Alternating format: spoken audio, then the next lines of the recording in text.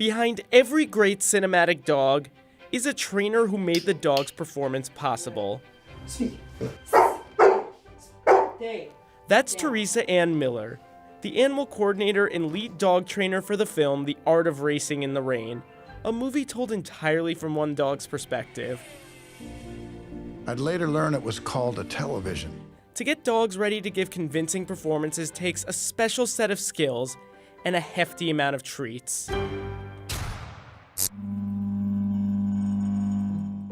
Miller got her start working with her father, animal trainer Carl Lewis Miller, who was known for his work on everything from the 1960s TV series The Beverly Hillbillies to the 1983 horror movie Cujo.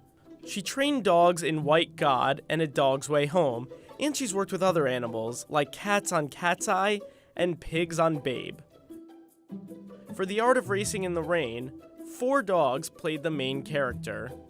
Parker and Butler were the main stars here. Parker plays young Enzo, and Butler plays him in old age. As a newborn puppy, Enzo is played by Rupert. A 4th dog named Orbit stepped in for a couple of shots that involve spinning, frantic barking, and snarling.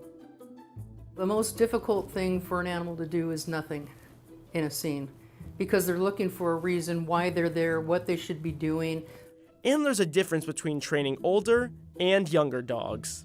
Puppies are sponges. I mean, they pick up stuff really quick, kind of like kids. But with a more adult dog, they pick up more in the repetition and they have the capacity to handle a little bit more complicated scenes.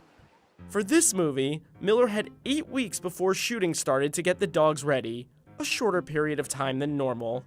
Training starts out with basic commands. They would build up to more complicated moves, like a scene in which actor Milo Ventimiglia lifts up an older Enzo. They also had to train the dogs for the many scenes in which Enzo picks objects up with his mouth, such as a remote and a pile of papers. For this, Miller would have the dogs pick up an object and drop it off into a target, in this case, a box. It helped the dogs learn this trick much quicker than just grabbing an object, as it gave them a place to go with it. For the scene in which Enzo tears up papers, they first trained for the trick with a small towel and treated it like a game of tug-of-war. Treating training like it's playtime helps keep the dogs both active and engaged. And it helps for dogs to have scenes where they have something to do, like the scene where Enzo unwraps a gift and gets a squeaky toy as a reward.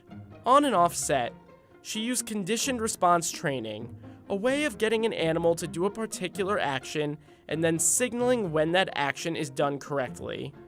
A few different items were necessary for this. First off, there was a clicker. Clickers are used for training a lot of animals for movies and TV shows. While clickers are generally used just on puppies, Miller found it helped get the grown dogs ready quicker while helping to maintain their attention. The click lets the dog know that they're doing something correctly. Miller used it when training for the paper tearing scene. Miller would let him tear up the paper and then click after just a few seconds. Shred it. Good start. Since he knew that meant to stop. Then, she would have him repeat the same action, but wait even longer to click. Shred it. Good, shred it. Seat up. Good. Get up, boy. Good. This can help condition dogs for longer scenes. Another challenge on set is getting the dogs to focus and look in the right direction. Miller used what she called a feed stick, which has a bright green ball on it that makes it easier for the dog to identify a target. And of course, there's usually a treat attached to it. And what this allows us to do is to be able to get his look stay from this position all the way over to this position. Good. Without us having to move our physical position, because a lot of times we have problems with lights and shadows and movement on the floor surface or what have you. And so that's the benefit of having the feed stick, is giving them a point to focus on. Then I can get a look to one actor, then back to another actor, or even up high, and have them speak. Good. They had up to 4 trainers on set at one time. Some scenes required Enzo to do more than one action, so multiple trainers were needed to guide the dog. Most scenes required 3 trainers. Others required all 4 at once. Plus, a representative from the Animal Protection Agency was on set every day to ensure the dog's safety.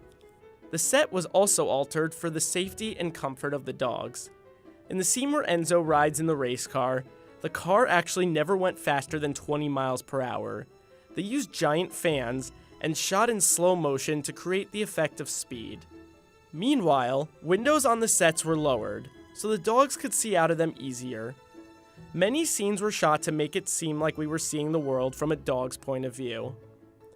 Few things are more important for your canine actor than how they act alongside their human companions.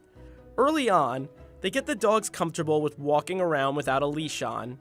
And of course, the actors need to build a strong bond with the dogs they do scenes with. This eventually helps the dogs focus on who they're acting with, rather than on the trainer, during a given scene. Oh, and treats help with that too. Have we mentioned treats yet? And speaking of food, Miller advises actors not to have food on them, or even on their hands, or else you'll have a distracted dog sniffing and licking your hands. Dogs, overall, are uniquely fit to be on the silver screen. You've got a huge advantage with the dog because he does want to do something for you. He wants to be good. He wants to be a part of your life, and he wants to participate in your daily activity. Whereas a pig would rather be rolling in the mud, and a chicken would rather be pecking in the field, and every other animal has their purpose and their desire, but it's based more on nature and what they were bred and developed and created to do. Where the dog is really the only animal that has that desire to be a companion with humans. You can do so much with just praise and encouragement with a dog that a pig wouldn't really care for. You like that, huh? Like it. I loved it. Both needing homes, unwanted animals, and now they've got an amazing career and future and resume. Absolutely. And one's sleeping. Parker. Good boy, Butler.